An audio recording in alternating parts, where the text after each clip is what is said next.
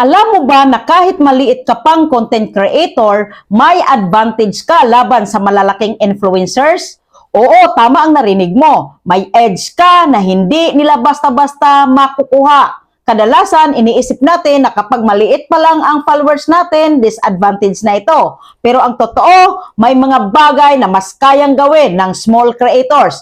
At ito ang pwedeng maging susi mo para mas mabilis kang mag-grow. Una, mas personal ang koneksyon. Bilang small creator, mas kaya mong kausapin ang audience mo isa-isa. Nakakapag-reply ka sa comments, messages, at nakakapag-build ka ng tunay na koneksyon. Ito ang dahilan kung bakit mas loyal ang audience mo.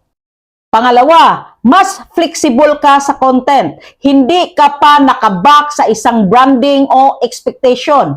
Pwede kang mag-experiment ng iba't ibang style, topic at format. Habang ang malalaking creators minsan limitado na dahil sa image nila.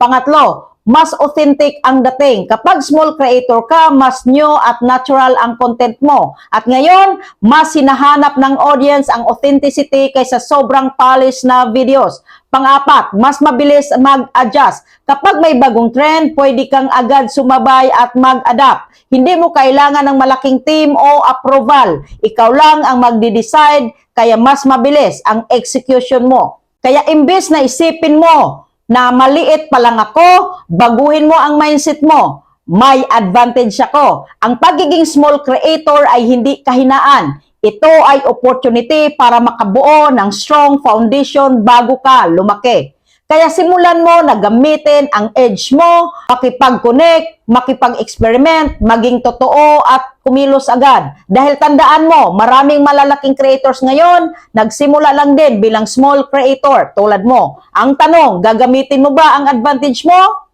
Paki-comment mo and see you in the comment section.